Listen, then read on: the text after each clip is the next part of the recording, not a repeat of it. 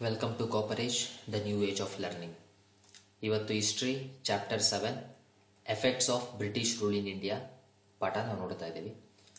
As usual ನಾವು the same ritual ನಮ್ಮ blue ಪ್ರಿಂಟ್ನಲ್ಲಿ ನಮಗೆ ಇವರು 3 ಮಾರ್ಕರಿಂದ ಒಂದು ಕ್ವಶನ್ ಬರುತ್ತೆ ಅಂತ ಹೇಳಿದ್ದಾರೆ. 3 ಮಾರ್ಕರಿಂದ ಒಂದು ಕ್ವಶನ್. ಈ ಯೂನಿಟಲ್ಲಿ ನಾವು ಏನೇನು ಓದ್ತೀವಿ? Uniform system of administration.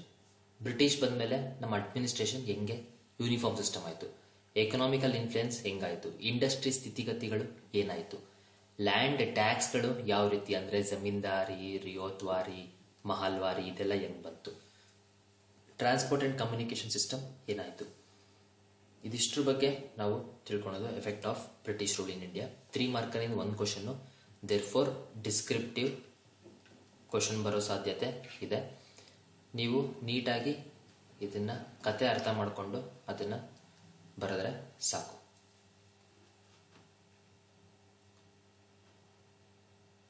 ಇದರಲ್ಲಿ ಯೂನಿಫಾರ್ಮ್ ಸಿಸ್ಟಮ್ ಆಫ್ ಅಡ್ಮಿನಿಸ್ಟ್ರೇಷನ್ ಹೆಂಗೆ ಬ್ರಿಟಿಷ್ ಹಾಕಿದ್ರು, ಯೂನಿಫಾರ್ಮ್ ಸಿಸ್ಟಮ್ ಆಫ್ ಅಡ್ಮಿನಿಸ್ಟ್ರೇಷನ್ ಹೆಂಗೆ ಬಂತು ಅನ್ನೋದಕ್ಕೆ ನಾವು ಫಸ್ಟ್ ನೋಡೋಣ. ನಮಗೆ ಇವರೆಲ್ಲ ಕಡೆ ಡಿವೈಡ್ ಆ್ಯಂಡ್ ರೂಲ್ ಪಾಲಿಸಿ ಮಾಡ್ತಿದ್ರು. ಅಂದರೆ ಭಾರತದ ಜನಗಳನ್ನ ಹೊಡೆಯೋದು ಮತ್ತು ಆಡೋದು. ಈಗ ನೋಡಿ, ಡಾಕ್ಟ್ರಿನ್ ಆಫ್ ಲ್ಯಾಬ್ಸ್ ಇರ್ಬೋದು, ಡಾಕ್ಟ್ರಿನ್ ಆಫ್ ಸಬ್ಸಿಡರಿ ಅಲಯನ್ಸ್ ಇರ್ಬೋದು, ಈ ಥರ ಎಷ್ಟೊಂದು ವಿಚಾರಗಳು ತಂದ್ಬಿಟ್ಟು ಥ್ರೂ ಔಟ್ ದಿ ಕಂಟ್ರಿ ಇವರು ಎಷ್ಟೊಂದು ರಾಜ್ಯಗಳನ್ನೆಲ್ಲ ಅಂಡರ್ ಬ್ರಿಟಿಷ್ ಕಬಳಿಸ್ಕೊಂಡು ಎಲ್ಲ ಕಡೆ ಸೇಮ್ ಅಡ್ಮಿನಿಸ್ಟ್ರೇಷನ್ ಸೇಮ್ ಲಾ ಹಾಕಕ್ಕೆ ಸ್ಟಾರ್ಟ್ ಮಾಡ್ತು. ಅವಾಗ through out the country single type of administration system ಬರೋದಕ್ಕೆ ಕಾರಣ ಆಯಿತು. ಅದೇ ಥರ ಎಕನಾಮಿಕ್ ಇನ್ಫ್ಲುಯೆನ್ಸ್ ಏನಾಯಿತು, ಇಂಡಸ್ಟ್ರಿಯಲ್ ರೆವಲ್ಯೂಷನ್ ಆದಮೇಲೆ ನಮಗೆ ಇಂಡಿಯಾಗೆ ನಾವು ಎಕ್ಸ್ಪೋರ್ಟ್ ಮಾಡ್ತಿದ್ದಂಥ ಕಂಟ್ರಿ ಇಂಡಿಯಾ, ಅಂಥ ಕಂಟ್ರಿಗೆ ಎಷ್ಟೊಂದು ಗೂಡ್ಸ್ಗಳೆಲ್ಲ ಬ್ರಿಟಿಷ್ ರೆಡಿ ಮಾಡಿ ಇಂಡಿಯಾಗೆ ಕಳಿಸ್ತಿದ್ರು. ಅಟ್ ದ ಸೇಮ್ ಟೈಮ್ ಇಂಡಿಯಾದ ಗೂಡ್ಸ್ಗಳು ಬ್ರಿಟಿಷಲ್ಲಿ ಸೇಲ್ ಮಾಡೋಕ್ಕಾಗ್ತಿರ್ಲಿಲ್ಲ. ನಮ್ಮಿಂದ ರಾ ಮೆಟೀರಿಯಲ್ ಅಂದರೆ ಕಚ್ಚಾ ವಸ್ತುಗಳನ್ನು ತೊಗೊಂಡೋಗಿ ಅವರು ರೆಡಿಮೇಡ್ ಪ್ರೊಡ್ಯೂಸ್ ಮಾಡಿ ಅದನ್ನು ತಂದು ಮತ್ತೆ ಇಂಡಿಯಾದಲ್ಲೇ ಮಾರ್ತಿದ್ರು. ಹಂಗಾಗಿ ನಮ್ಮದು ಟೋಟಲ್ ಎಕನಾಮಿಕ್ ವಿಚಾರ ಅಂದರೆ ನಮ್ಮ ಎಕನಾಮಿ ಎಲ್ಲ ಬ್ರಿಟಿಷ್ ಕಡೆ ಡ್ರೈನ್ ಆಗಿ ಹೋಯಿತು. ಲ್ಯಾಂಡ್ ರಿಫಾರ್ಮ್ಸಿಗೆ, ಲ್ಯಾಂಡ್ ಟ್ಯಾಕ್ಸಿಗೆ ನಮಗೆ ಯಾವ ಸಿಸ್ಟಮ್ ಇತ್ತು ಮುಂಚೆ ಯಾವ ಸಿಸ್ಟಮ್ ಇತ್ತು ಅಂದರೆ ಮೊಘಲ್ಗಳು ಡೈರೆಕ್ಟಾಗಿ ಅವರು ಯಾವ ಲ್ಯಾಂಡ್ ಅವ್ರ ಅಂಡರ್ ಬರ್ತಿತ್ತೋ ಅದನ್ನು ಟ್ಯಾಕ್ಸ್ ಕಲೆಕ್ಟ್ ಮಾಡ್ತಿದ್ರು. ಆದರೆ ಮೊಘಲ್ ಎಂಪೈರ್ ದೊಡ್ಡದಾಗಿ ಗ್ರೋತ್ ಆದ ತಕ್ಷಣ ಮೊಘಲ್ ಇವರೇನು ಮಾಡಿದ್ರು, ಯಾರು ಟ್ಯಾಕ್ಸ್ ಕಲೆಕ್ಟ್ ಮಾಡ್ತೀರಾ ಅಂತ ಅದನ್ನು ಆಪ್ಷನ್ ಮಾಡೋದಕ್ಕೆ ಸ್ಟಾರ್ಟ್ ಮಾಡಿದ್ರು. ಈ tax it is fixed on the quantity. ನೋಡಿ ನೆನ್ಪಿಡಿ, it is fixed on the quantity. ಎಷ್ಟು ಕ್ವಾಂಟಿಟಿ ಬರುತ್ತೆ ಅದರಲ್ಲಿ ಇಷ್ಟು ಭಾಗ ಕೊಡಬೇಕು ಅಂತ ಹೇಳ್ತಾ ಇದ್ರು. ನೆಕ್ಸ್ಟ್ ಆಕ್ಷನ್ ಸಿಸ್ಟಮ್ ಆದಮೇಲೆ ವಿಲೇಜರ್ ರೆಸ್ಪಾನ್ಸಿಬಿಲಿಟಿ ತಗೊಂತಿತ್ತು. ಓಕೆ, ನೀನು ಇಷ್ಟು ಕೊಡು, ನೀನು ಅಷ್ಟು ಕೊಡು ಅಂತ ಅಂದ್ಬಿಟ್ಟು ಎಲ್ಲ ಹೇಳಿ ಒಂದು ಎಷ್ಟು ಟ್ಯಾಕ್ಸ್ ಇರುತ್ತೋ ಅಷ್ಟು ಟ್ಯಾಕ್ಸನ್ನ ಕಟ್ತಾ ಇದ್ರು. ಓನರ್ಶಿಪ್ ರೈಟ್ ವಿಲೇಜ್ ಹತ್ರನೇ ಇತ್ತು. ಯಾರು ಲ್ಯಾಂಡಿಗೆ ಓನರ್ ಅಂತ ಕೇಳಿದ್ರೆ ವಿಲೇಜ್ ಅವರೇ. ಇವರು ಇಷ್ಟು ಫಿಕ್ಸ್ ಮಾಡ್ತಿದ್ರು ಆಪ್ಷನ್ ಮುಖಾಂತರ, ಅಷ್ಟನ್ನು ಪ್ರೊಡ್ಯೂಸ್ ಮಾಡಬೇಕಿತ್ತು. ಈಗ ಫಾರ್ ಎಕ್ಸಾಂಪಲ್ 10 kg ರೈಸ್ ಬೆಳೆದ್ರೆ ನೀವು 1 kg ಟ್ಯಾಕ್ಸ್ ಕಟ್ಟಬೇಕು ಅಂತ ಈ ಥರ ಕ್ವಾಂಟಿಟಿ ಮೇಲೆ ಹೇಳ್ತಾ ಇದ್ರು. ಬಟ್ ಇಂಗ್ಲೀಷ್ ಬಂದು ಏನಾಯಿತು ಅಂದರೆ, English that is British rule ಬಂದ ಮೇಲೆ ಏನಾಯ್ತು ಅಂದರೆ ಅವರು ಹೊಸ system of tax collection introduce ಮಾಡೋದಕ್ಕೆ ಸ್ಟಾರ್ಟ್ ಮಾಡಿದ್ರು.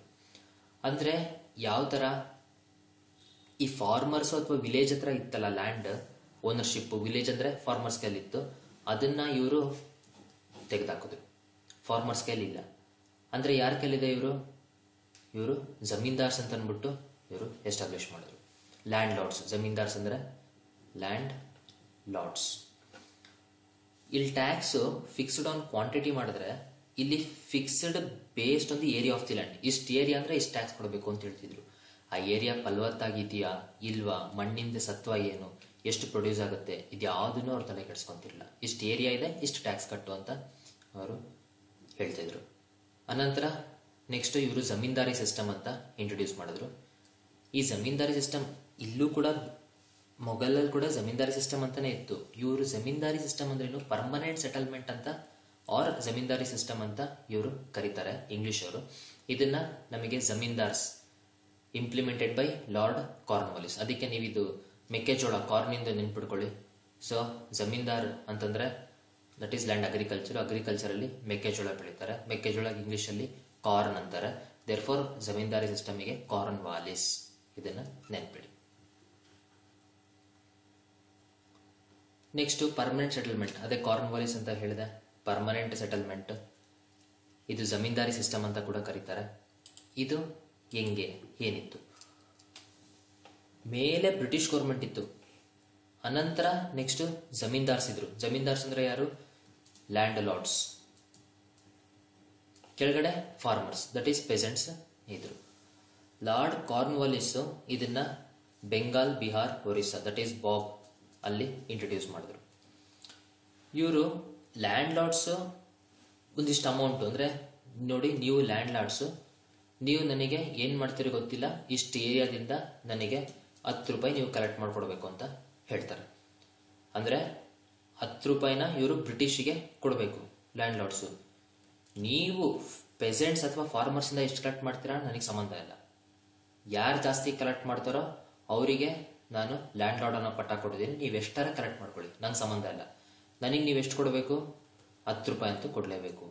ಆದ್ರೆ ಇವ್ರೇನ್ ಮಾಡ್ತಿದ್ರು, land Lord's that is zamindars, 10 ರೂಪಾಯಿ ಕಲೆಕ್ಟ್ ಮಾಡೋ ಬದಲು ಇವ್ರು 15 ರೂಪಾಯಿ ಕಲೆಕ್ಟ್ ಮಾಡ್ತಿದ್ರು. 10 ರೂಪಾಯಿ ಬ್ರಿಟಿಷಿಗೆ ಕೊಡ್ತಿದ್ರು, 5 ರೂಪಾಯಿ ಇವ್ರು ಹಿಡ್ಕೊಂತಿದ್ರು. ಸೊ ಹಂಗಾಗಿ ಇವರು ಒಳ್ಳೆ ಲಕ್ಸುರಿ ಲೈಫನ್ನ ಇವರು ಆಳ್ತಿದ್ರು. At the same time farmer ಮೇಲೆ ದಬ್ಬಾಳಿಕೆ ಮಾಡಿ ಫಾರ್ಮರ್ ಎಕ್ಸ್ಪ್ಲೋಟೇಷನ್ ಆಗ್ತಿತ್ತು. ಇದು ಜಮೀನ್ದಾರಿ ಸಿಸ್ಟಮ್, ಅಂದ್ರೆ ಪರ್ಮನೆಂಟ್ ಸೆಟಲ್ಮೆಂಟ್. ಅದೇ ತರ ರಿಯೋತ್ವಾರಿ ಸಿಸ್ಟಮ್ ನಮಗೆ ಮಡ್ರಾಸ್, ಮುಂಬೈ, ಬಿಹಾರ್, ಸಿಂಧ್, ಅಸ್ಸಾಂ ಏರಿಯಾಸ್ ಅಲ್ಲಿ ಆಗಿದ್ದು. ಇದನ್ನ ಅಲೆಕ್ಸಾಂಡರ್ ರೇಡ್, ಸೊ ರಿಯೋತ್ವಾರಿ ನೀವು ರೇಡ್ ನೆನ್ಪಿಡ್ಕೊಬಹುದು. ಅದೇ ತರ Thomas Munro is a famous name ryotwari ಸಿಸ್ಟಮ್ಗೆ. ಅಕಾರ್ಡಿಂಗ್ ಟು ದಿಸ್, ಲ್ಯಾಂಡ್ ಲಾರ್ಡ್ ಮಧ್ಯದಲ್ಲಿ ಇದ್ನಲ್ಲ, ನಾವು ಅವಾಗಲೇ ಪಿರಮಿಡ್ ನೋಡಿದ್ವಿ, ಮಧ್ಯದಲ್ಲಿ ಲ್ಯಾಂಡ್ ಲಾರ್ಡ್ ಇದ್ದ, ಮೇಲೆ ಬ್ರಿಟಿಷ್, ಕೆಳಗಡೆ ಫಾರ್ಮರ್ ಇದ್ರು. ಈ ಲ್ಯಾಂಡ್ ಲಾರ್ಡ್ ತೆಗೆದ್ಬಿಟ್ರು. ಇವ್ರು ಏನ್ ಹೇಳಿದ್ರು, they had to pay the tax based on the area. ಯಾರು? ಫಾರ್ಮರ್ಗಳು. ಈ ಲ್ಯಾಂಡ್ ಏನಿದೆ ಎಲ್ಲ ಬ್ರಿಟಿಷ್ ಅಂಡರ್ ಇದೆ, ನೀವು ಇಷ್ಟು ಟ್ಯಾಕ್ಸ್ ಕಟ್ಟಿ ಬೆಳೀರಿ, ಎಕ್ಸ್ಟ್ರಾ ಎಷ್ಟು ಬೆಳಿತೀರೋ ನೀವು ತಗೊಂಡು ಹೋಗಿ ಅಂತ ಹೇಳ್ತಾ ಇದ್ರು. ನೀವು ಅಕಸ್ಮಾತ್ ಅಷ್ಟು ಬೆಳೆದು ಕೊಡಕ್ಕಾಗ್ಲಿಲ್ಲ, ಫಿಕ್ಸ್ಡ್ ಅಮೌಂಟ್ ನೀವು ಕೊಡಕ್ಕಾಗ್ಲಿಲ್ಲ ಅಂದ್ರೆ ನಿಮ್ಮಿಂದ ಈ ಲ್ಯಾಂಡ್ ಅನ್ನು ಕಸ್ಕೊಂಡು ನಾನು ಬೇರೆಯವರಿಗೆ ಕೊಡ್ತಿದ್ದೆ. ಅಂದ್ರೆ they lost the right of the land. In such eventualities the government had the authority to dispose the land. ಇನ್ನೊಂದು ಫೀಚರ್ ಏನು ಅಂದ್ರೆ, ಇದು ರಿಲೇಟೆಡ್ ಏನಾರ ಡಿಸ್ಪ್ಯೂಟ್ ಆಯ್ತು ಅಂದ್ರೆ ಏರಿಯಾ ಆಫ್ ಲ್ಯಾಂಡ್ ಬಗ್ಗೆ, ಅದನ್ನ ನಾವು ಎಲ್ಲಾದ್ರೂ ಏನಿದ್ರು ಪಂಚಾಯತಿ ಕಟ್ಟೆ ಕರೆದು ಅಲ್ಲಿ ಡಿಸೈಡ್ ಮಾಡ್ತಿದ್ವಿ. ಇವರು ಇಲ್ಲ, ರಿಯೋತ್ವಾರಿ ಸಿಸ್ಟಮ್ ಪ್ರಕಾರ ಈ ವಿಲೇಜ್ ಪಂಚಾಯತ್ ಎಲ್ಲ ಅವರಿಗೆ ಪವರ್ ಇಲ್ಲ ಇದನ್ನ ಸೆಟ್ಲ್ ಮಾಡೋದಕ್ಕೆ. ಓನ್ಲಿ ಇಂಗ್ಲಿಷ್ ತರ, ದಟ್ ಈಸ್ ಬ್ರಿಟಿಷ್ ಅವ್ರ ತರ ಕೋರ್ಟ್ಗಳಲ್ಲೇ ಸೆಟ್ಲ್ ಆಗಬೇಕು ಅಂತ ಹೇಳ್ತಿದ್ರು. ಅದು ನಮಗೆ ರಿಯೋತ್ವಾರಿ ಸಿಸ್ಟಮ್. ನೆಕ್ಸ್ಟ್ ಮಹಲ್ವಾರಿ. ಮಹಲ್ ಅಂದ್ರೆ ತಾಲೂಕ್ ಅಂತ ಅರ್ಥ. ಮಹಲ್ ಅಂದ್ರೆ ಒಂದು ತಾಲೂಕು. ಇದನ್ನ Ganga valley, north western province, central province, Punjab ಇಲ್ಲೆಲ್ಲ ಮಹಲ್ವಾರಿ ಸಿಸ್ಟಮ್ ಇಂಟ್ರೊಡ್ಯೂಸ್ ಮಾಡಿದ್ರು. It is introduced by the R.M. Bird and James Thomson. ಹೆಸರುಗಳನ್ನ ಬೇರೆ ದಾರಿ ಇಲ್ಲ, ನೀವು ಹೆಸರುಗಳನ್ನ ನೆನ್ಪಿಡ್ಲೇಬೇಕು. ಇದನ್ನ ನೀವು ಓದೋ ಸ್ಟಡಿ ಟೇಬಲ್ ಪಕ್ಕ ಓದೋ ಅಂತ ನಿಮ್ದು ಟೇಬಲ್ ಪಕ್ಕ ನೀವು ಏನ್ ಮಾಡಿ, ಒಂದು ಶೀಟ್ ಮಾಡಿ, ಯಾವ್ದನ್ನ ಯಾರ್ಯಾರ ಹೆಸರು ಕಂಡುಹಿಡಿದ್ರು ಅಂತ. ಆ ಶೀಟ್ಗಳನ್ನ ನೀವು ನಿಮ್ಮ ಟೇಬಲ್ ಮೇಲೆ ಅಂಟಿಸಿ, ಇಲ್ಲ ಗೋಡೆ ಮೇಲೆ ಅಂಟಿಸಿ, ಅದನ್ನ ದಿನಾ ನೋಡ್ತೀರಿ. ನೀವು ದಿನಾ ನೋಡ್ತಿರ್ಬೇಕು, ಅಟ್ಲೀಸ್ಟ್ ಎಕ್ಸಾಮ್ ಹಿಂದಿನ ಅಂತೂ ನೋಡ್ಲೇಬೇಕು. ಬಿಕಾಸ್ ಇದು ತುಂಬಾ ನೆನ್ಪಿರಲ್ಲ, ನೆನ್ಪಾರುತ್ತೆ, ಹಂಗಾಗಿ ಕೇರ್ಫುಲ್ ಆಗಿರಿ.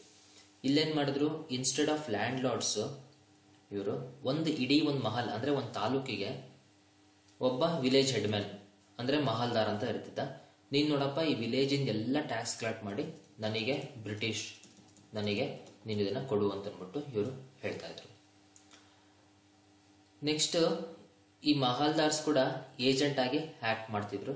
ಇವರು ಕೂಡ ಮಧ್ಯದಲ್ಲಿ ತುಂಬಾ ಮನಿ ಮಾಡ್ಕೊಂತಿದ್ರು, ಯೂಜ್ ಮನಿ. ಆಮೇಲೆ ಫಾರ್ಮರ್ಸ್ ಅನ್ನ ಎಕ್ಸ್ಪ್ಲಾಯ್ಟ್ ಮಾಡ್ತಿದ್ರು.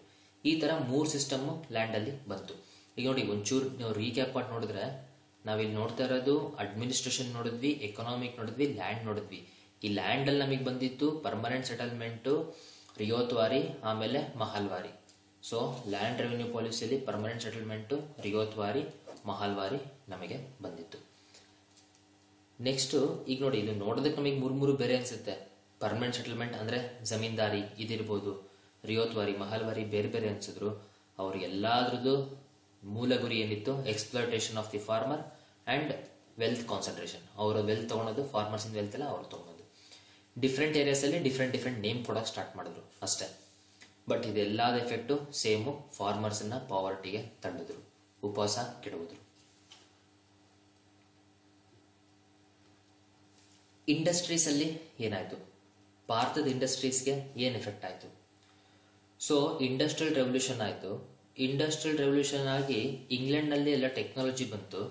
ಇವರು ಟೆಕ್ನಾಲಜಿ ಬಂದ್ಮೇಲೆ ಎಲ್ಲದನ್ನು ನಮ್ಮಲ್ಲಿ ಏನು ರಾ ಮೆಟೀರಿಯಲ್ಸ್ ಇದೆ ಅದನ್ನ ಮಾತ್ರ ನಮಗೆ ರಾ ಮೆಟೀರಿಯಲ್ಸ್ ಮಾತ್ರ ಪ್ರೊಡ್ಯೂಸ್ ಮಾಡಕ್ ಹೇಳ್ತಿದ್ರು. ಅದರಲ್ಲೂ ಇದು ಕಾಫಿ ಪ್ಲಾಂಟೇಶನ್ ಈ ತರ ಇದನ್ನೆಲ್ಲ ತಗೊಂಡೋಗಿ ರಾ ಮೆಟೀರಿಯಲ್ ತಗೊಂಡೋಗಿ ಅವರು ರೆಡಿಮೇಡ್ ಗೂಡ್ಸ್ ತಂದು, ಫಾರ್ ಎಕ್ಸಾಂಪಲ್ ನಮ್ಮ ದೇಶದಲ್ಲಿ ಬರೀ ಕಾಟನ್ ಬೆಳೆಯೋದಕ್ಕೆ ಹೇಳ್ತಿದ್ರು.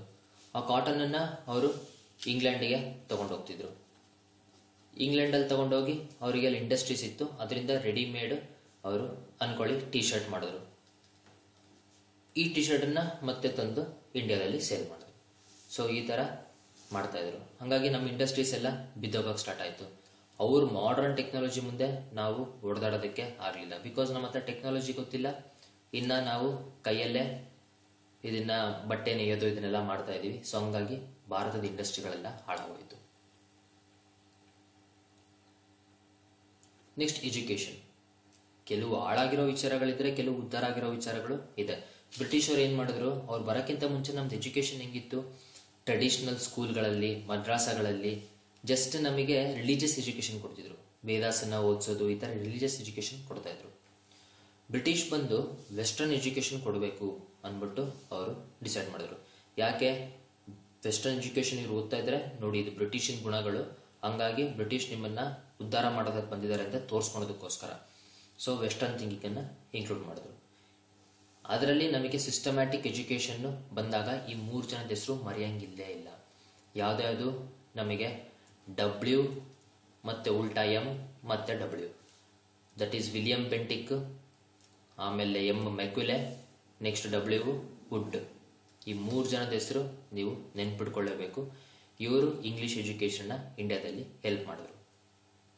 ಅದರಲ್ಲೂ ಚಾರ್ಲ್ಸ್ ವುಡ್ ಎಜುಕೇಶನ್ ಡಿಪಾರ್ಟ್ಮೆಂಟ್ ಅನ್ನೇ ಅವರೊಂದು ಎಸ್ಟಾಬ್ಲಿಷ್ ಮಾಡಿದ್ರು. ಸೊ ದಟ್ ಪ್ರೈಮರಿ ಎಜುಕೇಶನ್ ಕೊಡೋದಕ್ಕೋಸ್ಕರ. ಆನಂತರ ನೆಕ್ಸ್ಟ್ ಲಾರ್ಡ್ ಕರ್ಜನ್ ಅಂತ ಬರ್ತಾರೆ. ಅವರು ನಮಗೆ ಬೆಂಗಾಲ್ ಪಾರ್ಟಿಷನ್ 1905 ಟೈಮಲ್ಲಿ ಬರ್ತಾರೆ. ಮುಂದಿನ ಪಾಠಗಳಲ್ಲಿ ನಾನು ಇದನ್ನ ಹೇಳ್ತೀನಿ. ಸೊ ಅವರು ಕೂಡ ಎಜುಕೇಶನ್ ಪ್ರಮೋಟ್ ಮಾಡೋದಕ್ಕೆ ವರ್ಕ್ ಮಾಡಿದ್ರು.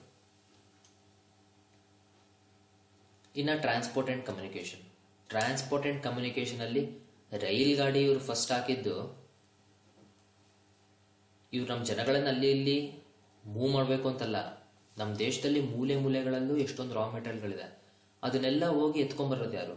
ಅದ್ರ ಬದಲು ರೈಲ್ ಗಾಡಿಗಳು ಹಾಕಿದ್ರೆ ಅಲ್ಲಿರೋ ರಾ ಮೆಟೀರಿಯಲ್ನೆಲ್ಲ ರೈಲಲ್ಲಿ ಹಾಕಿ ತಗೊಂಡ್ಬಂದು ಸೆಂಟರ್ ಪ್ಲೇಸಿಗೆ ತಂದು ಅಲ್ಲಿಂದ ಅವರು ಹಡಗುಗಳ ಮೂಲಕ ಇಂಗ್ಲೆಂಡಿಗೆ ಕಳಿಸ್ಬೋದು ಅನ್ನೋ ಪ್ಲಾನ್. ಸೊ ಫಸ್ಟ್ ಅವರು ರೈಲು ತಂದಿದ್ದು ಮುಂಬೈ ಇಂದ Thane, that is 1853. Very important. ಮುಂಬೈಯಿಂದ ಥಾಣೆ. ಇದು ಯಾವುದಕ್ಕೋಸ್ಕರ ಇತ್ತು? Only meant for raw materials, finished goods, ಆರ್ಮಿಗೋಸ್ಕರ. ನಮ್ಮ ಜನಕ್ಕೇನು ಹೆಲ್ಪ್ ಆಗಲಿಲ್ಲ. ಬಟ್ ಆದರೆ ಇಂಡೈರೆಕ್ಟ್ಲಿ ಭಾರತದ ಜನಗಳು ಕೂಡ ಇದರಲ್ಲಿ ಓಡಾಡ್ತಾ, ಇಲ್ಲಿನ ಜನಗಳು, ಸೌತಿನ ಜನಗಳು, ನಾರ್ತ್ ಅವರು, ಈಸ್ಟ್, ಈ ಥರ ಎಲ್ಲ ಮೂವ್ಮೆಂಟ್ ಆಗ್ತಾ ಆಗ್ತಾ ಎಲ್ಲರೂ ಅವ್ರ ಐಡಿಯಾಗಳು, ಅವ್ರ ಪ್ರಾಬ್ಲಮ್ಸ್ಗಳನ್ನ ಎಕ್ಸ್ಚೇಂಜ್ ಆಗೋದಕ್ಕೆ ಸ್ಟಾರ್ಟ್ ಆಯಿತು. ಹಂಗಾಗಿ ಎಲ್ಲ ಜನನ್ನು ಒಟ್ಟಿಗೆ ತರೋ ಒಂದು ಕಾರಣಕ್ಕೆ ರೈಲು ನಮಗೆ ಅಡಿಪಾಯ ಆಯಿತು ಅಂತ ಹೇಳ್ಬೋದು. Next journalism. ಎಷ್ಟು ಕಡೆ ಅಂತ ಮನುಷ್ಯರೇ ಹೋಗ್ಬಿಟ್ಟು ಅದನ್ನೆಲ್ಲ ಸ್ಪ್ರೆಡ್ ಮಾಡ್ತಾರೆ. ನಮ್ಮ ಐಡಿಯಾಸ್ಗಳನ್ನ ಡೈರೆಕ್ಟಾಗಿ ನಾವು ಕೆಲವು ಸತಿ ಹೇಳೋಕ್ಕಾಗೋದಿಲ್ಲ. ಅಂಥದನ್ನ ಅವರು ಬರಹಗಳಲ್ಲಿ, ಬರವಣಿಗೆ ಮೂಲಕದಲ್ಲಿ ಬರೀತಿದ್ರು. ಸೊ ಇದು ಭಾಳ ನ್ಯೂಸ್ ಪೇಪರ್ಗಳು ನಮಗೆ 1818 ಟೈಮ್ ಅಷ್ಟೊತ್ತಿಗೆ ಭಾಳ ನ್ಯೂಸ್ ಪೇಪರ್ಗಳು ಬಂದರು.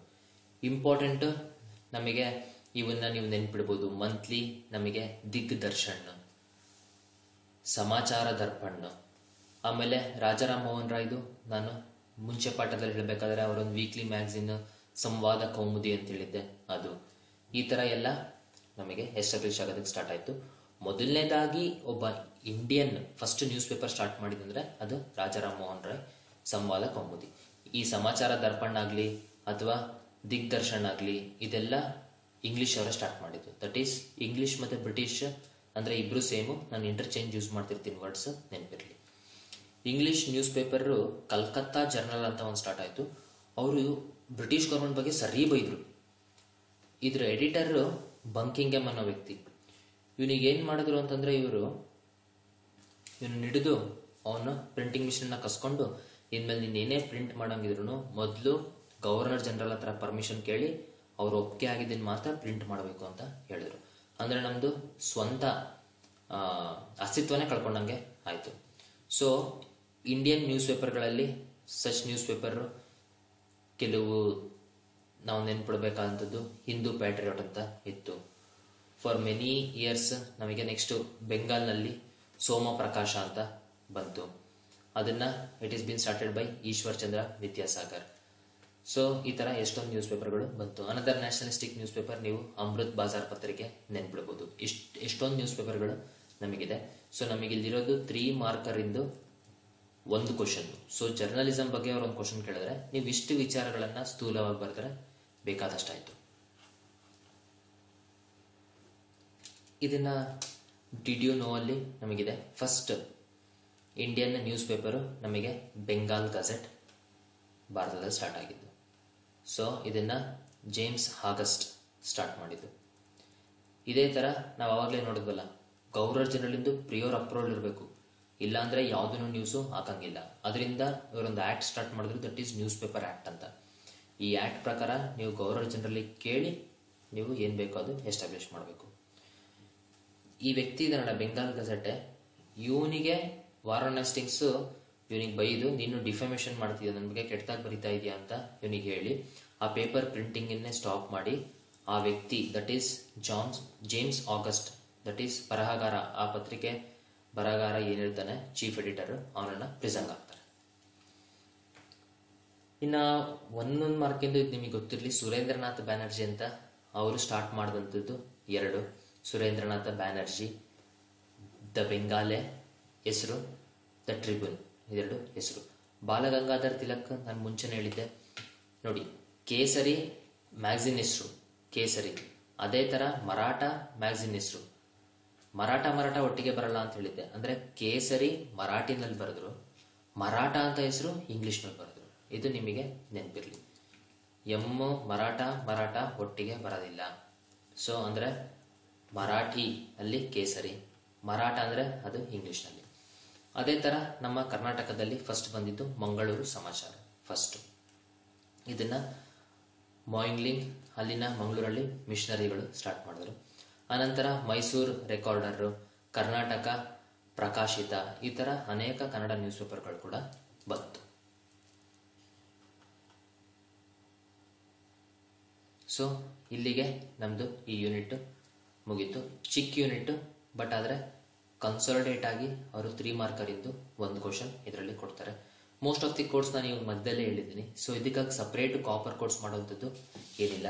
ಸೊ ಹಂಗಾಗಿ ಇದನ್ನ ರಿವೈಸ್ ಮಾಡಿ, just keep calm and follow ಕಾಪರಿಸಮ್.